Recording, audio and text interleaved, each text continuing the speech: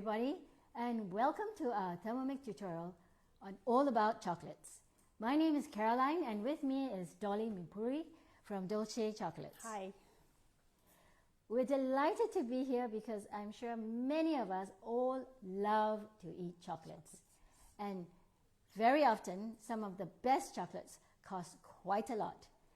I wonder if you wonder why it's so expensive. And can you make your own chocolates, especially with the Thermomix? There are lots of recipes in the cookie dough platform where you can actually make your own chocolates. However, there is a science and skill to making chocolates perfectly. And we're delighted that Dolly is here to share some tips because she is a subject matter expert. I have been using the Thermomix for quite a while now. Yes. We've been doing this together quite a few times in preparation for today. Yes. And I've learned so much from her because, like many of you watching today, you may want to do this, but you don't actually know where to begin. As we've all experienced, sometimes there is a taste factor, and a quality factor, and a cost factor, and all these things play a part in getting that delicious mouthfeel you all wish. So Dolly, tell us, what is it in chocolates that you would most recommend? Okay, today how do we begin? We're going to start with working with Chocolatier chocolate. There are many kinds of chocolates available, and when you walk into the store, you'll get confused. You won't know what to start with if you want to make truffles at home. So let me just tell you simply, buy Chocolatier chocolates if you want to make a good truffle at home. There's also compound chocolate, which we will cover in a short while. But first, we're going to start with working with Chocolatier chocolates. Chocolatier chocolates has cocoa butter in it, and what it does, it actually helps you to mold your chocolate. It melts at a certain temperature, and then you're able to work with the chocolate in a better manner. Chocolatier chocolate. Now, we have different brands here. We have Callebaut, we have Valrhona. Today, we're going to be using Callebaut, and we're going to start by using a recipe here. And so let's get started. Sure. Caroline? Right. Now, we're going to be halving the recipe, which we have in the cookie dough. And this recipe makes about 50 truffles. The recipe in cookie dough may generate a lot more truffles. So for now, we're going to work with making 50 truffles because that's good for beginners right now. Okay? So it's really good because you just have to look up in your cookie dough for chocolate truffles and this recipe will pop up. What you will also find is that these recipes come from all over the world. They may be in metric or in an imperial system. So we have one here which is definitely American. It says 14 ounces. Yes. But not to worry because the Thermomix, as many of you who know, will automatically weigh, the scale will weigh in whatever that recipe states. And it's a guided recipe. So now we're going to be using dark chocolate. Now there are four types of chocolate. There's white chocolate, milk chocolate, dark chocolate, and ruby chocolate. You may not have heard of ruby chocolate, or some of you may know what ruby chocolate is. It's just a new addition, and it's made using unfermented cocoa beans. It's a patented technology, and it's only supplied by Callebaut, Berry Callebaut. Now we're going to be working with dark chocolate today. It's 54.5%. So which means that there's a higher cocoa mass in this chocolate. It's not so sweet, it's bittersweet. There's not so much sugar in it. So it's a good balance of chocolate, Milk chocolate can be sweet, so it's very subjective, your taste. Of course, white chocolate doesn't have cocoa mass and has a lot more sugar and vanilla and cocoa butter in it. So now we're working with the 54.5% and we're going to halve the recipe. So the recipe says 14 ounces. We're going to put 7 ounces inside this mixing bowl. So what I've learned from Dolly is that when you are using Chocolatier chocolate, one of the key things to look out for is in the label, right? We want to make sure there's no vegetable oil or palm oil, therefore it is really good Chocolatier. And therefore, you will be able to be getting that taste, the tempering, the glossiness that is so critical to good chocolate. So what does it say So Yes. now we're going to be blending the chocolate chips. This chocolate has been sitting out for some time. It will blend, and then next we're going to add in the cream. I will explain to you what happens if your chocolate is very cold. Right now it's at room temperature, which is a comfortable temperature, and we are in an aircon environment, so it's not melting.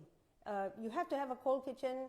I suggest, if you do not have an aircon in the kitchen, at least try to move your Thermomix, which makes it so much easier when you're using a Thermomix, to the living room, set a table up, put the aircon on, and work with your chocolates, because chocolates need to work in a cold environment, and they're very temperature sensitive.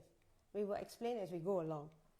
So right now we're going to blend the chips, the Calibo chocolate that we put in, and it's going to make a very loud sound, so just please be prepared. We're turning to speed 8.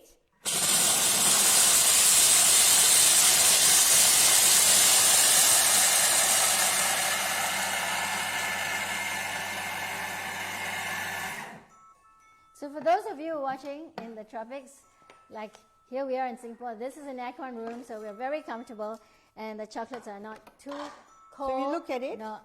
we blended it down, Yep. and we just will scrape the bowl a bit, because we're going to add some cream.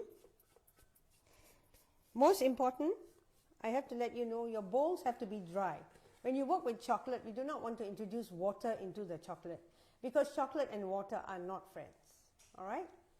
That's a good tip. Yeah, that's a really important tip. The structure of chocolate is such where it just doesn't make friends with water. So please make sure your bowl is dry. So your tip here is have room temperature chocolate, start in a cold environment, and make sure everything is super dry. Yes. No water droplets. Next, we're going to add some cream. The recipe says 8 ounces. I'm going to put in 4 ounces of cream. This is because we are having the recipe, and the recipe, what percentage of fat should there be in this? I like to use cream that has 38% fat, simply because your truffles will hold better. You know, when fat hardens, it holds better. If it's got very less fat, you will not be able to handle your truffles, and they will keep melting in your hand, especially in this warm climate that we live in Singapore. That's why I mentioned you have to work in an aircon environment in order to be able to manage your truffles. And of course we need gloves, because our body temperature will melt the chocolate when it's in our hands. And of course it's for hygiene purposes.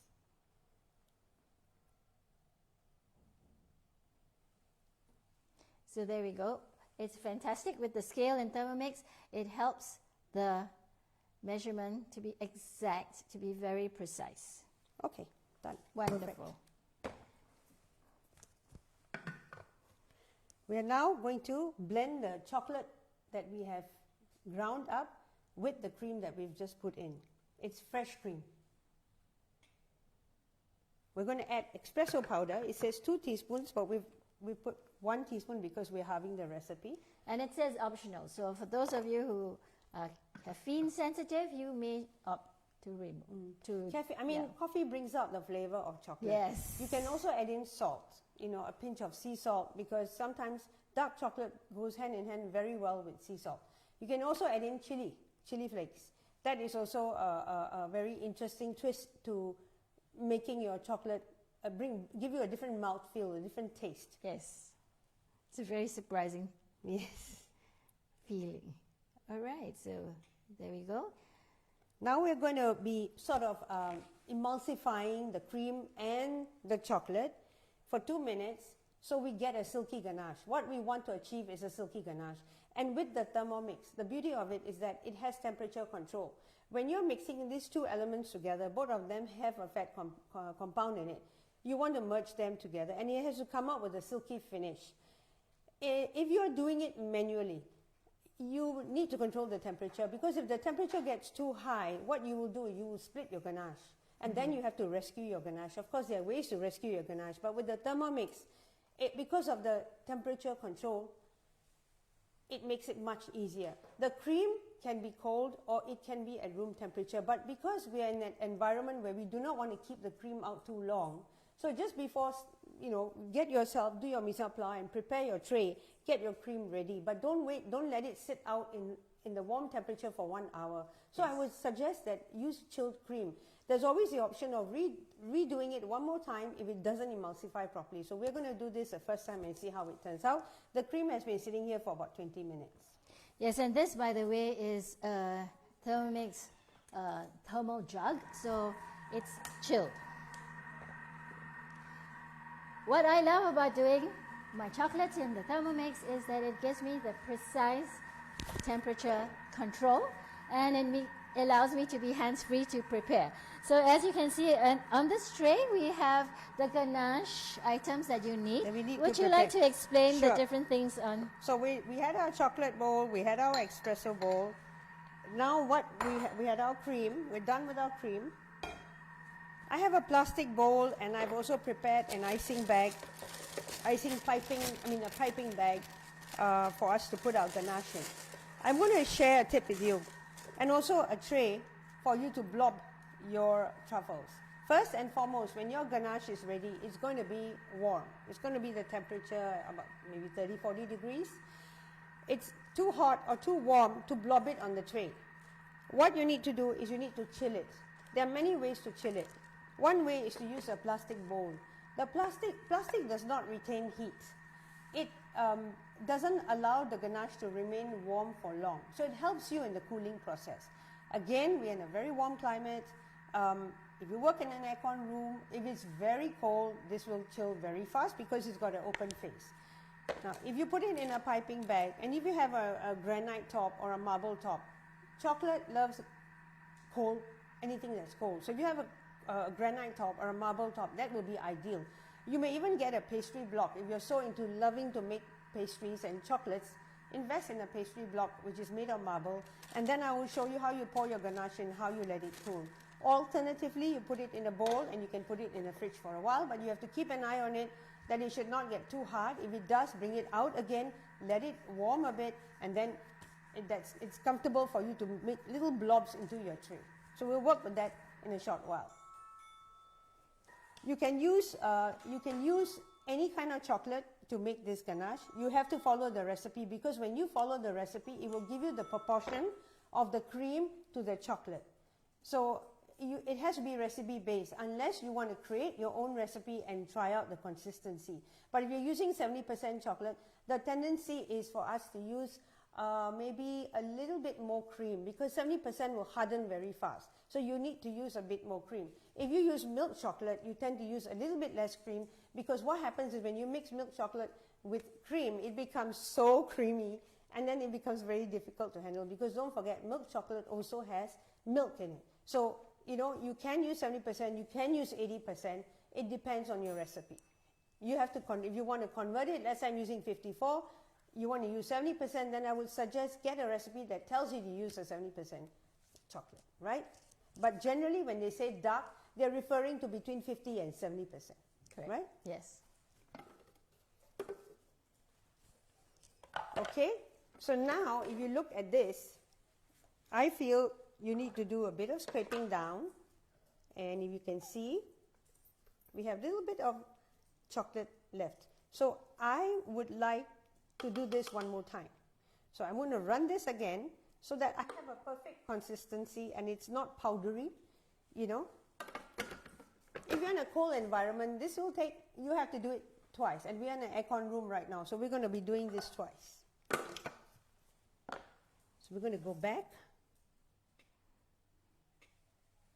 So Dolly, tell us, if this chocolate that we use, if we use different types of chocolate, will you have different reactions from the heating with the cream? Not really. If you're using white chocolate, of course you use the cream. White chocolate will melt faster because you have less cocoa mass. Mm-hmm. Milk chocolate will melt faster, again less cocoa mass. Because it's dark chocolate, it takes longer to melt because cocoa mass needs time to melt. So we're working with a very low temperature because we don't want to burn the cream, we don't want to split the ganache. So that's why I highly recommend using the Thermomix to make your ganache, because it helps you to control the temperature. There are many other ways of making a ganache. You could melt your chocolate on a bain-marie, heat the cream, but sometimes the cream gets too hot, you pour it into your chocolate, and guess what? You split your ganache. And then you have to do rescue work to do damage control to your ganache. The Thermomix doesn't do that. You know, it just takes care of your ganache for you. It emulsifies it beautifully, and you can see that shine in your ganache. A good ganache has to be shiny and smooth. So when you look at the ganache that you're going to be getting from the Thermomix, you will see what I mean. We will talk a little bit about tempering to give you some indication on how to manage the chocolate. So what we're going to do today is the first step, making the ganache. The second part, which is the tempering, to make the shell for the chocolate. Yeah, and then the third part to do the decorations, and most importantly, how to be aware of using the Thermomix so that you don't allow the chocolate to harden inside. Yeah, and of course, the best chocolates are not cheap. Yeah, in Singapore they cost like $20 to $40 yes, a kg. easily. Yeah, Yes. and therefore you want to make full use of every bit, and we will show you how to also use those leftovers, if you will, to make the chocolate bars. All right? Yes. Okay, so this is what I'm looking for. A nice consistency, a nice sheen to the ganache. And you see there's temperature control. It didn't split. It will not split in the Thermomix. Super smooth. So now we're going to be pouring it into this icing bag, piping bag. We're not pouring it into the bowl, simply because I want to show you how you can cool it using this method. If you put it in the bowl, it will cool quickly. But you will still need to put it into the piping bag after, yes, right? Yes, correct, yes. Yeah. Well, the reason she's doing this is because she's already got another one ready-made, and in the interest of time, we've had to pre-make certain things. Yeah. So the next step is to understand how to cool this as quickly as possible, and to know the ideal most temperature at the right feel, so that you can blob your ganache. So this is chocolate gold. Don't waste it. Yes. You can give it to your child and lick off the bowl, right? Yeah. Well, I have actually tried putting in some milk and making a milkshake with this. I know a lot of people want to make cakes, etc., using this very leftovers. Okay, so we have put this in our piping bag. And this is what it looks like. If you have a marble top, if you're in an aircon environment, and while you're working on other things, this can be left to cool. You could be making different ganaches at any one time. You could add some liquor in it, but I'll caution you, I would rather you follow a recipe, because that recipe would have been tried and tested before you add liquor into this, because sometimes liquor, it does not solidify. So if you just at random add liquor, you would have to do a trial to see how it works, and make sure it is really solid, it's cool, and that you can pipe it nicely. If it's too watery, it's just going to fall like a flat blob. So now this is warm. This is possibly about 35 degrees. Centigrade. So, yes, centigrade. So to cool it, sometimes you can just flatten your bag and then tap it. So if it's a marble surface, right, it's going to cool your chocolate very quickly. And then you turn it after a few minutes. So you see it cooling down very quickly. Otherwise, put it in the fridge, knot it up, and put it in the fridge to chill it. Check on it every 20 minutes to see it does not harden. It depends how much time you have. You can make this in advance and keep it in your fridge and use it after maybe half a day, but you have to bring it out, let it settle down, enough for you to press to let a little block release, which I will show you what the consistency should be. All right, let me put that in the fridge for you.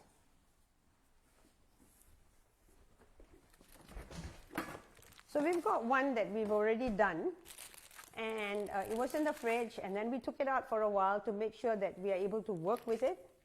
So I'm just going to show you how you can just plonk it onto a tray. It's as simple as that. I mean, it's so easy to make chocolate truffles at home, and once you start, you probably love making chocolates all the time. Yes, indeed. Yes. Can we add in the praline paste if we use this recipe? You can add in the praline paste, but you can't add in too much. I would say maybe 30%. you know, add in about 30%. But you got to mix, you got to emulsify it here. You got to do that mixing process again. And you have to make sure it's well chilled for you to be able to work with it. So I would suggest, if you're new to chocolates, do this first. Have a feel. Because when you introduce praline paste, it has no chocolate in it. It will harden. Some praline paste have icing sugar in it. That helps to harden it. But if the praline paste is just nut, it's oil. It's oil-based. So when it mixes with this, there's a lot of oil in there. And what happens, oil melts at room temperature, you know, not butters. I mean, if you put it out, you can see that little bit of oil. So I'll be very careful when I'm adding praline paste. I will do trial runs. So I probably do 20%. And then mix it up, and then keep it to chill, and then quickly work with it. You have to work fast. Okay, let's see how you do the ganache blobs. And one of the things that I learned from Dolly was that she uses a plastic bowl deliberately, and the reason for using a wide mouth plastic bowl is because the whole idea is that this plastic bowl cools better. So come, let me help you with that. Yeah. Fret not.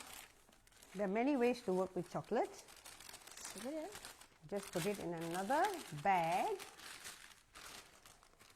And that's why you have gloves. And this can happen anytime when you're working with chocolate. So that's why we need to wear gloves. Yeah, so when I first thought of doing this and considered a glass bowl, immediately Dolly said, bad idea, use plastic. Okay, so I put a piping bag over another piping bag, so you save time, you just work with this. Sometimes these bags do give way, so always have a few on hand. Because we are exerting force. It's a little bit, it's chilled, so it is a little bit hard, but then as you work with it, your hands will warm it because of your temperature, your body temperature. All you need to do is put blobs. They need not be perfect. Because when you start molding them, it's when you work with your hands to give it the shape and the weight and the size that you want. So fret not if it, you know, you're not exactly weighing it, you know, because, I mean, you're not selling it for commercial. Commercial has many other ways of doing it.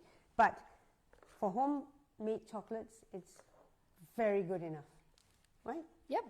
So This is how we do it. We just blob it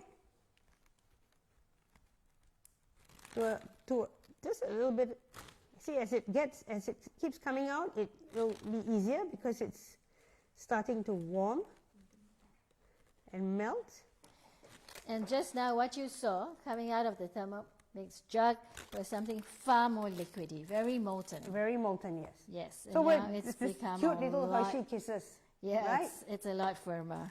So we're done with this. Okay, come. And I shall change my gloves. So what happens is that goes into the refrigerator as well to harden. To harden, yes. And this can generate about 50 truffles, minimum, depending on your size. If you want bigger truffles, of course less. If you want smaller, you have a lot.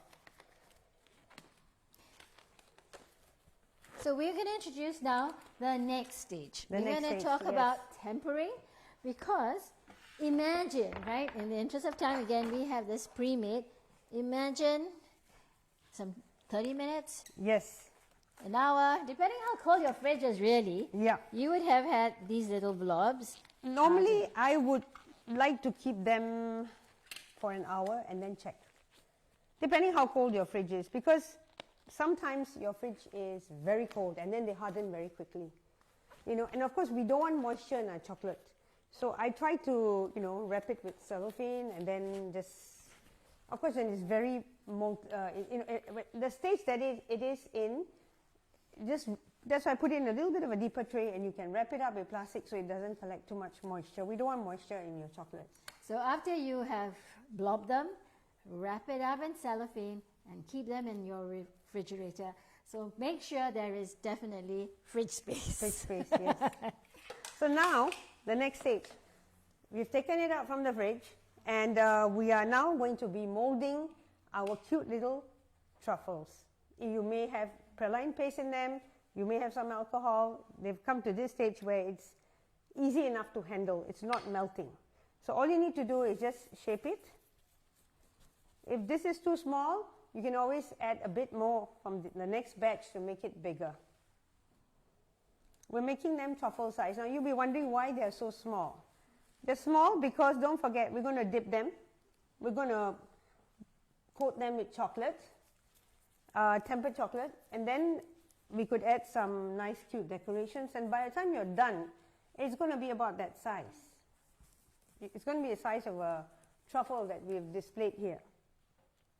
So I'm just going to take this out to show everybody, our viewers, what we are looking to do. So these were that little when they started. Yes, yes. Now I'm going and to they kind of double up. I need a tissue. Gee. I got it. So I'm going to be sticking a lolly stick in one of them, just for the heck of it. I mean, it's so versatile when you make your own ganache at home, and it's so easy to make ganache. There are tons of recipes teaching you how to make different types of ganache. So you're spoiled for choice. But once you know the know-hows, I think it's very easy. And especially when you have the Thermomix that helps you and it doesn't split your ganache, you're on your way to making delicious chocolates. Okay, so we've got this little lolly size.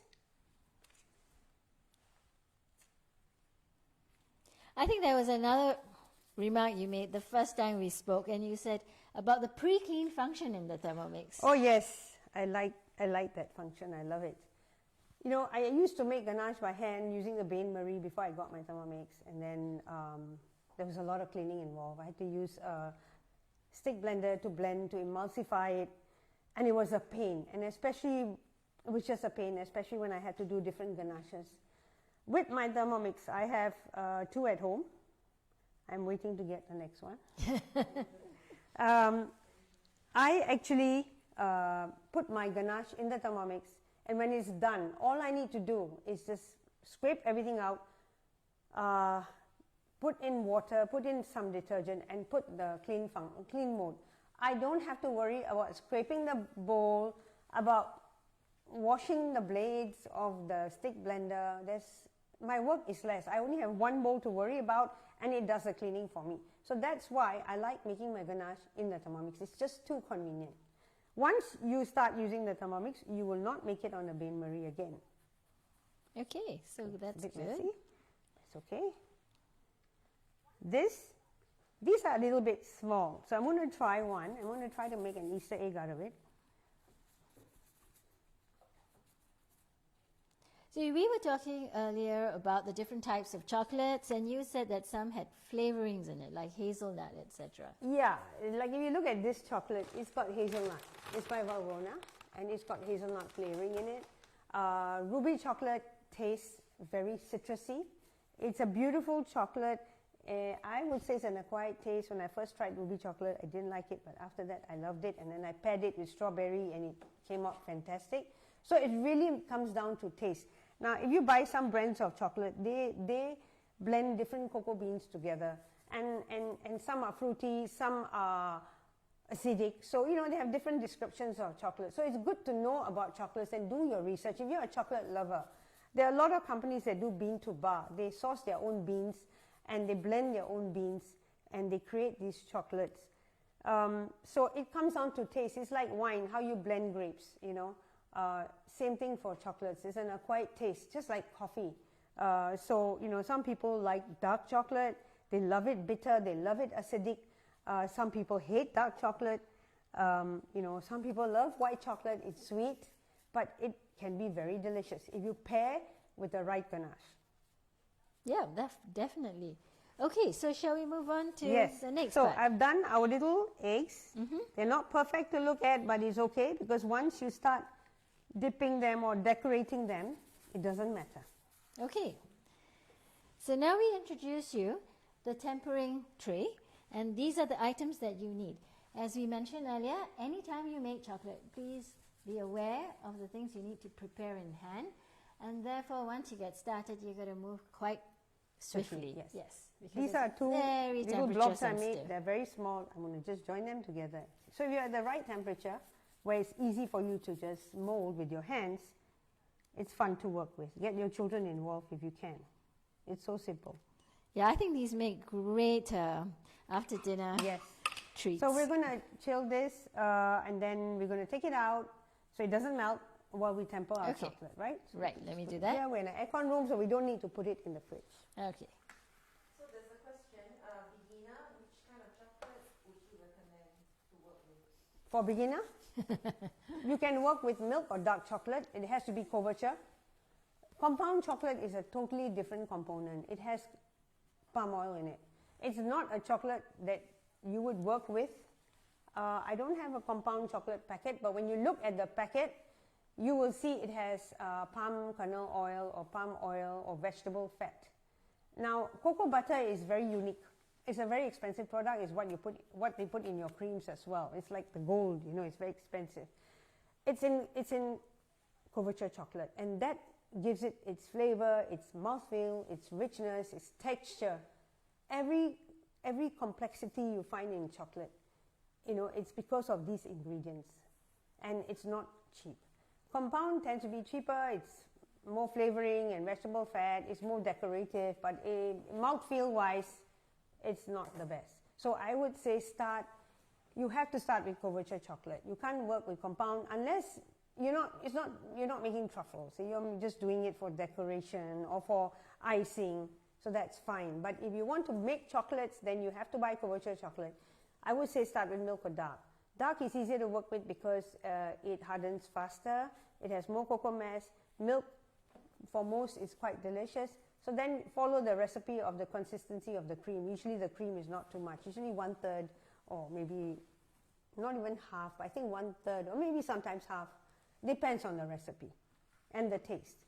So the Thermomix was taking a little nap when you were talking. After 15 minutes, it actually saves power and therefore it switches off. But not to worry, when you switch it on, it asks you, do you want to resume the past recipe? And then you can just say yes. So now I'm going to make sure my bowl is really dry.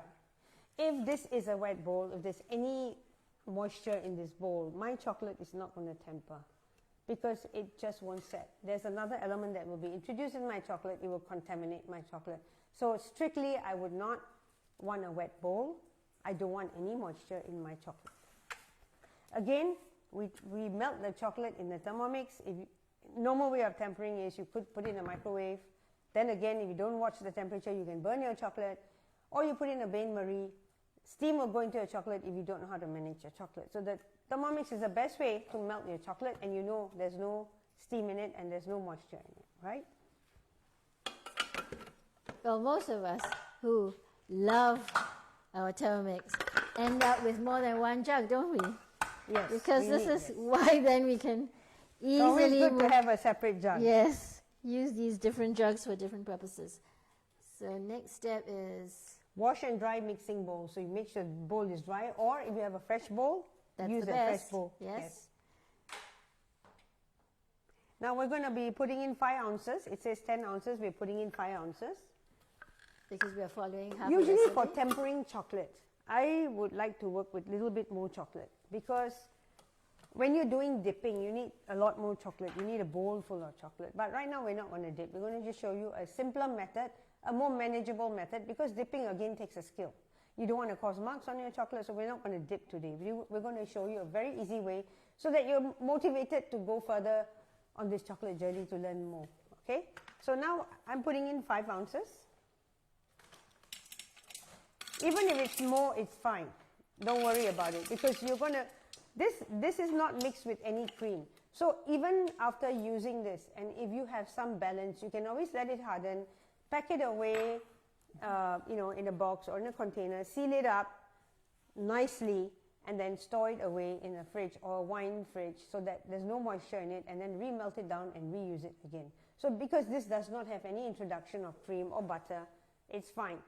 It's just chocolate, so it can be reused. So you never waste chocolate, right? So this is Next. I'm not worried about how much I put in there because I just need it for tempering, that's all. So it's going to melt it down. But first it will ask you to crush. So it's going to crush it. yes. Yes. It's a very smart thing because in Thermomix you can crush very easily, and it brings the chocolates into small pieces, and therefore the melting is a lot easier and more even. A lot easier, yeah. Usually, even if it crushes, it melts faster. If it doesn't melt, we do another round. Again, there's temperature control. It will not burn your chocolate. In the microwave, let's say you put a chocolate, you don't blend it, and you run it, and it doesn't melt, and you put it in again. Sometimes when you don't watch, it burns your chocolate, and then guess what? You have to throw that chocolate away. You cannot use burnt chocolate, neither can you scoop out the burnt portions just to save that expensive chocolate. No, you have the smell, it's burnt. You don't know whether it will work when you temper, so we always have to throw it out. So the best way to melt it is again our dear Thermomix. Yes, let's start. So we want the best gloss, the best shine, and most important, the best snap. Yes, so we're going to turn it to speed 8.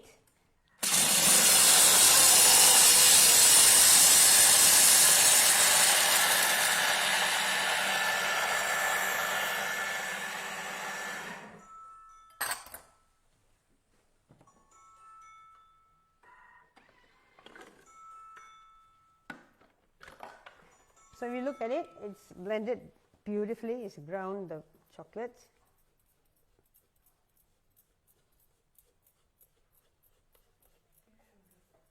Yes.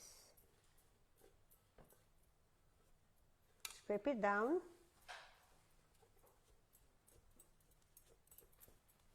Okay. Now we're going to melt it.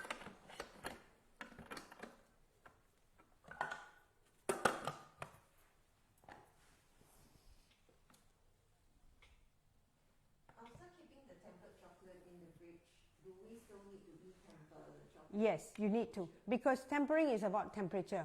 So when you temper chocolate, you're raising the chocolate temperature up. I will explain a little bit more in detail. So it's at 120 degrees Fahrenheit, which is what in centigrade? 48.9, so around 50 C. So most chocolate bags will have a temperature reading. So while we're tempering this, I will show you. The knob to speed. Melting, it says. Now melting. So let's say when you buy a Chocolatier chocolate, a Chocolatier chocolate will always give you a temperature chart, which is always look out in the bag what the temperature is, and that is a guide for you to manage your chocolate. It's already there. It's very simple to temper chocolate, but again, it takes a bit of experience, and over time, trying and testing and practicing will teach you the best way to temper, right? Now here it tells you the chocolate, the highest temperature should be about 45 degrees. So dark chocolate, you can melt it at a higher melting point. Milk chocolate, you can't go up too high. Maybe, I wouldn't go more than 40. I've done it at 42. It's even gone up to 50 and have burnt my chocolate. So I wouldn't try it, right? But follow what the bag tells, the packet tells you, the packaging. And then you go up to 50 and then you bring it down to 27. And then you bring it up to 32.5. Now there's a whole process of tempering chocolate, but we're going to show you a very simple way, again introduced by Thermomix, and it's a very, I think it was a fantastic way when I did a trial with Caroline to see how it will be, and I said, Caroline, this is fantastic. For users at home, they have the freedom to make chocolate and not worry about the technicality of tempering it. Because yes, tempering is a good know-how. But if you don't understand it and if you find it difficult to manage the temperature, there are some basic rules. I'll teach you how to agitate the chocolate. Good enough for it to come down if you're in an aircon room, and while you're working, your temperature is already dropping in a cold environment. So you're already tempering your chocolate, because you do not want to work with a high temperature because your chocolate won't set. You want it to come down. So you have a basic guideline here. You got to go up to 45, come down to 27, go up to 32. So you work in that range. You know your chocolate cannot be warmer than 32 degrees and it should not go below than 27. So if you can work within that range, I think you're pretty safe. Yep. And this is what we did. We did a trial, and I think we were very successful. That's how we got these chocolates. Not by any professional tempering method. It's by using the Thermomix method. And I think I'm here because I never did this before, and with Dolly's guidance, I was able to figure it out because it's all about time, speed, and a sense of, confidence that you can pull this off. So we are going to put this in a plastic container, and this is a deliberate thing as well. We highly recommend putting it in a plastic container. Yes. Because it will bring down the temperature. So you want to make sure you get this very, very smooth outcome, and you also want to make sure that you can manage this. So we're going to really scrape down everything, and then we're going to just do a temperature check. This is just for your knowledge since you want to know about tempering. But in the Thermomix, it doesn't tell you to check, and it's still good. So don't worry about it. But I will just let you know what temperature we're working at. It's at 37. Which is so the bag tells you to go at 45, so you know that's your leeway. So I would just work with this temperature. It's fine. It's already been, the crystals of the chocolate has already been broken down. And then we're going to start agitating it. It's going to go down further. Now, if it's too cold or if it's like 30 degrees, your chocolate won't melt. Your chocolate will melt at about 35. Once it's at 35. This is more than 35. So tell us about agitation. What is the action? I will show it to you. Let me just pour it out.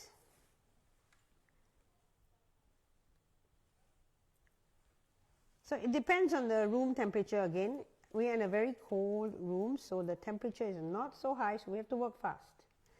But if you're in a bit of a warm room, maybe 28, 29, it'll be tough. So get the aircon going. Did you like that? Yeah. Just a bit more because I need to work with it. Now, very important. This is very important. You're working only with chocolate. It's going to harden in the bowl. What are you going to do? So you have to work very fast. Caroline, you want to tell them how they can clean? Okay, so the first way and the coolest way is not waste this by pouring the leftover chocolate onto a... If there's leftover. If there's leftover chocolate. Well, you don't want to waste any bits. Quickly into a tray. And we're going to make chocolate bar with nuts. So we just bought, store-bought packets of nuts, roasted nuts. It could be salted or whatever. And we can pour that straight away in here. Otherwise, while you're working with this is hardening. We will tell you how to remove that because we don't want you putting it back into the Thermomix, running on a blend mode. You might break your blade. So we're going to show you how to clean that part of it. So right now, what we're going to do is we're going to agitate the chocolate. Okay. So this is like so precious because it's a lot of it's going to be used. It's not going to go to waste. So you just scrape it down and just keep pouring it in. Should I put it here? Mm-hmm. Okay. Maybe not yet. Not yet. Okay. Yeah. I'm just going to test it. you. This is a surface thermometer. You can even use a dipping thermometer. Just for you to know that you're working within the range of that they're telling you for it to be tempered. So you're looking at 27 and 32 degrees. We're at 33, so we're very close. All you need to do is just keep stirring it. It's like your baby food, you want it to cool and then you just stir it, right? Exactly. So you just keep stirring it and it's already starting to cool. And we are in a cool environment, so I've got to work fast. So I assume while I'm working, you see this is already hardening. Now dark chocolate tends to harden faster. So if you're with milk chocolate, you have a little bit more time. But dark chocolate, you have to work very fast because it hardens. Once it hardens, you've lost the temper. You have to re-temper. And you have to put it back in the Thermomix, in a dry bowl. So Caroline, where are the... Yeah. I'm not going to dip this in my bowl. You know why? Because I'm going to contaminate my chocolate. This has cream in it. So when I contaminate this, I cannot reuse this chocolate. I have to use it for ganache. So I'm just going to use my hands, gloves, and dip my chocolates, which I will show you how. Do this. Caroline, you're going to get the embellishments ready? Yes. And while I'm doing this... The compound, right? Yeah. No, I need the decorations. Okay. Yes. Like this, Okay. like this. You can put some cocoa So I'm just putting some decorations on this. and release as some for one. decorating. And we can do one. Do you want to dip it in here for the next one? I've The got cocoa, some yeah, chocolate. coconut. I've got coconut. Yeah. Some sprinkles. This for the cocoa. So Alright. what we have here, if you see, maybe you want to show them. You shake that. Okay. You shake that. So I'm just going to shake this in a little bowl of cocoa and pick it up. It's done. Now you have your truffles. This we use for piping. Yep. Just put another one. Yeah. For decorating. So get your bowl of what you want to embellish your truffles with. Easter is coming, so you can go online and check. Leave some for me to Okay. pipe the cocoa butter, the compound chocolate. Okay. So we need the white compound. Yep. Yes. So this is how you just coat them with chocolate. And you can put decorations. So you mentioned Easter is coming and Hari Raya is coming up next, so that's also good fun for chocolate decorations. Is that enough? Yep. Okay. Let's do a lolly. You wish? Now the lolly is tricky. Can you hold the lolly? I Okay. would dip it, but I don't want to contaminate. No, don't use on all. I need for doing the okay. drizzle. Oh, okay, yes, forgot. Yes. Yes. Let's do that one for the drizzle. We'll do this for the drizzle too. So give me that. Hold it. Just twirl it down. All right. And the other way? Yes. We can always clean the stick. And one more. So we're not going to put anything on that. We're going to Decorate it, yeah. Yes. Some more. You want to try to cover up the ganache as much as Yes. possible so it sort of protects and gives you a better, longer shelf life. Okay? Okay. And it's done. So maybe keep this here Okay. together with the lollies. All right, and I'm going to leave this on the side. Yes.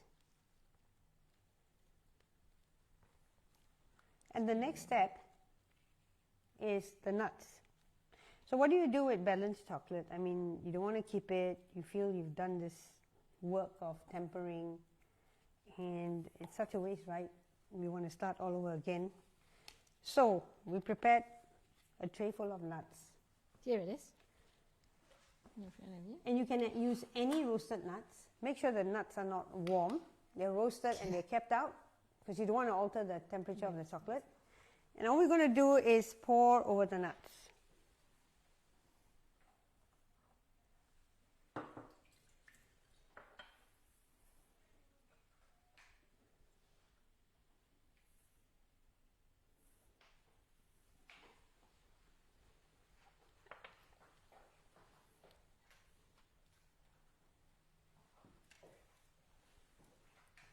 And these are so addictive. Don't tell me that I didn't warn you. They are very addictive. You can use white chocolate, you can use milk chocolate, you can use freeze-dried strawberries, you can use freeze-dried raspberries, cranberries, pecans, anything you wish, raisins, anything you want to mix your chocolate with and make this. It's super easy. And too. it's super easy. And then you just break them into pieces. Maybe you want to show them what we did. All right.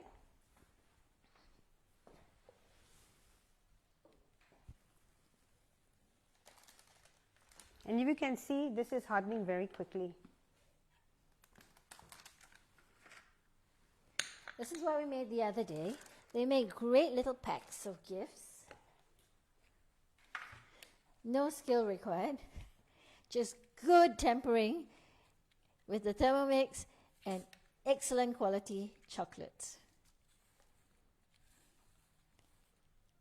Very nice. And then you can decorate if you like. You can do anything. You can add coconut, you can add cranberry, pecans, raisins, blackcurrants. What else? We saw, Figs. yeah, we put fruit in it, right? Yeah. So you can have like some bits of red from strawberries. Almonds, hazelnuts. Yeah. Cool. Okay, so It shall I take it this need not away? be perfect. All right. And then we're going to chill this.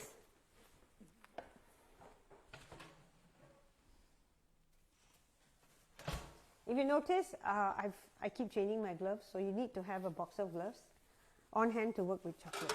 This is ready to go in the chiller. Okay, I'll do that. Thanks. And then maybe, so you can see that the decorations that we showed you, it's just a few, but we've put on display what we've done using these cute little sprinkles. Okay, so we're going to now we're going to work with a bit of compound chocolate. It's the easiest to work with if you want to do decorations. If you do your icing on cakes, it's the easiest because you don't have to worry about tempering, and you can work with colors. If we go into tempering of chocolate, couverture chocolate, cocoa butter, it becomes more complicated. It's a more advanced process. So to make it simple for you today, we're going to be using compound chocolate.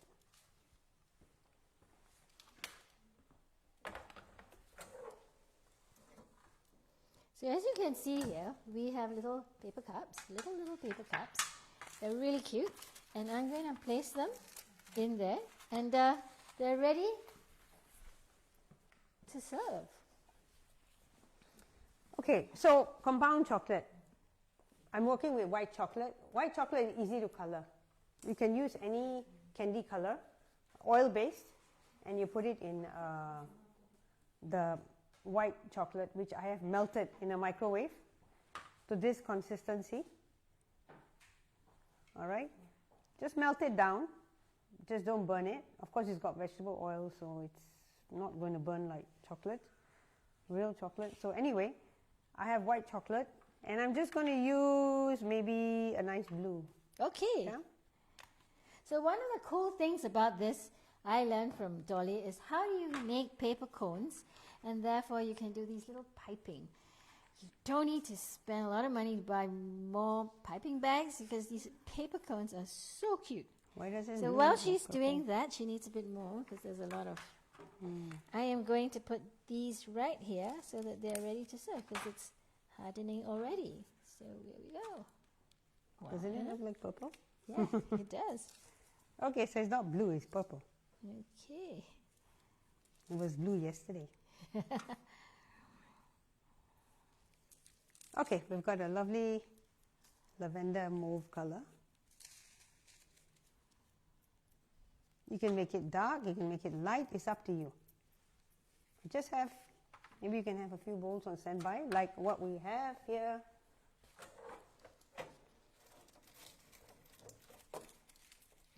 This has to be warm and therefore molten, right? So we've done this, and we put them in cones.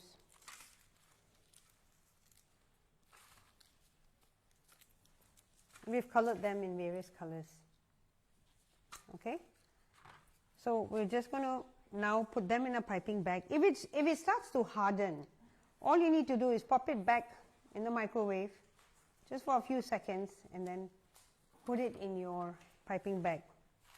We don't have a warming element here, and we don't want to put this here. So we are going to just do it very quickly. I'll show you how you make this piping bag. Just give me a second. Let me put this in before it hardens.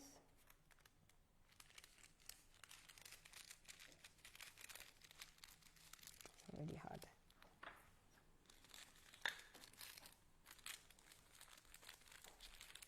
And voila, this is how you work with it.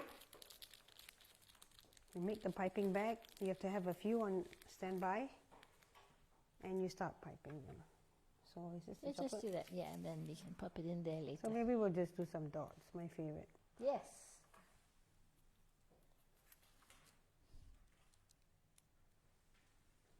It's already hardening.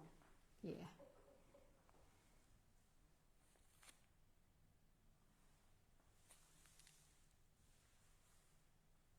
Really hard. Too hard? Can you warm it up for me? Somewhere? Okay. Okay. We'll come back to this in a second because it's already hardening. When you pop it in the microwave, Yep. it'll just take a second. Yeah, just a few seconds.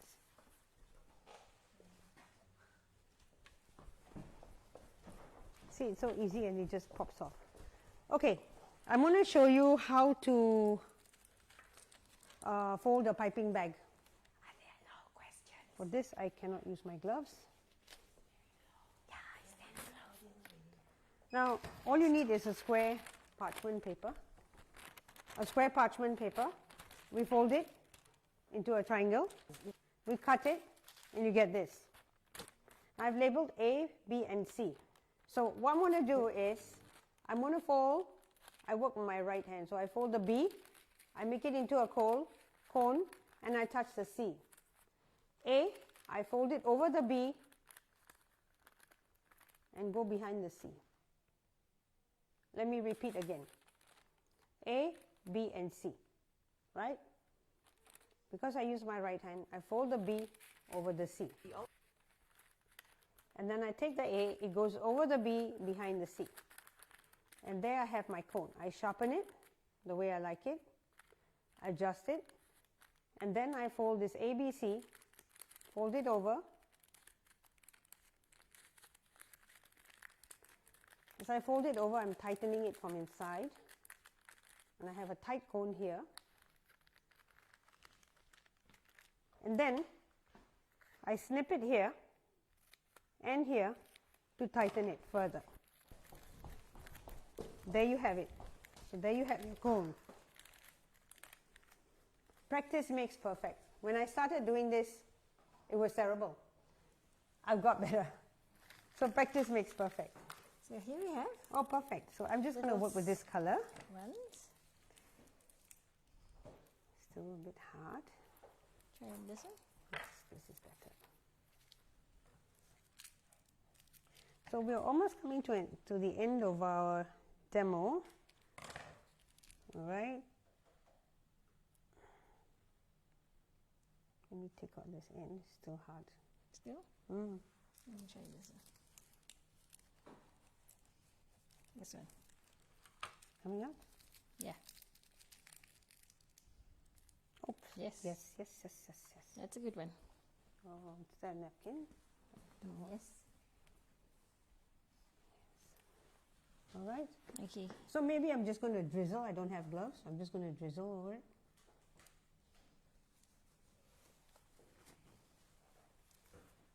Right? And there you have it. So once nice that drizzle. dries, it goes pops over there. Yes. And do you want to drizzle another one here? Oh, why not? We'll clean the lolly stick. Yes.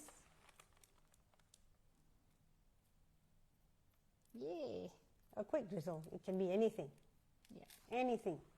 There's no hard and fast rule. Another one? Okay. Dots? Okay.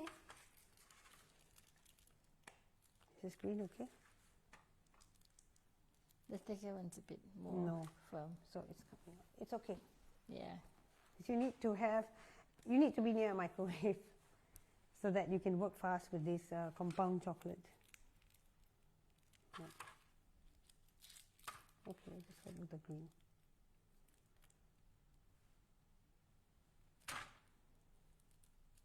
So that's hardened already. It's really fast, this thing.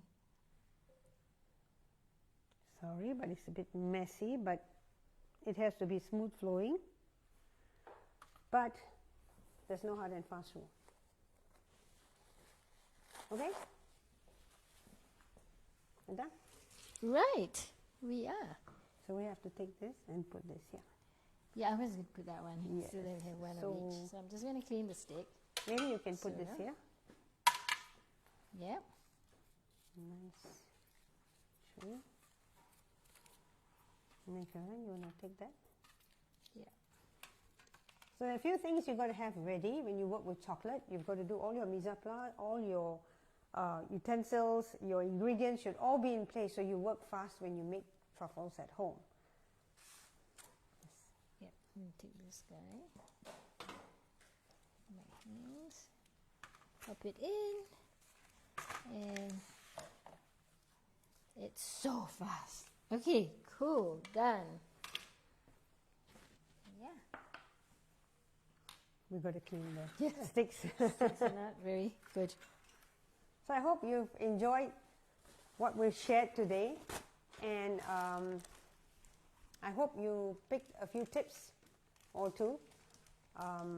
I've done my best to simplify this process for you to get you started. It's a very fun exercise. Chocolate making is different from cakes. Everyone loves chocolates. They love a gift of chocolates. They love anything artisanal, anything homemade. So I think it's a good start for you to get started. And of course, the Thermomix is the best way because it's in a very controlled environment. You can't go wrong. And you don't need to know the technicalities of tempering because the temperature that it takes the chocolate out for you is already enough for you to start working with it. And by the time you're working with it, it's already dropping. And remember, you have to be in a cold room. So I think for me, there were few takeaways. The first one was start with a cold environment. Yes. 2, get all your things ready. 3, be very aware between confiture and compound. And then decide, how you're going to make these and get cracking as quick as possible. Yes, and again, no water with chocolate. They're not friends. Most important, have room in your fridge. Yes. Because if you notice, between the processes, we had to put stuff in the fridge to chill. Or if you have a wine chiller, better still. But make room in your fridge. All right then. Thank you so much, everybody. Thank you so much. Lovely to have you join us. And if you like this show, please tell your friends, share, and like. Thank you. Thank you.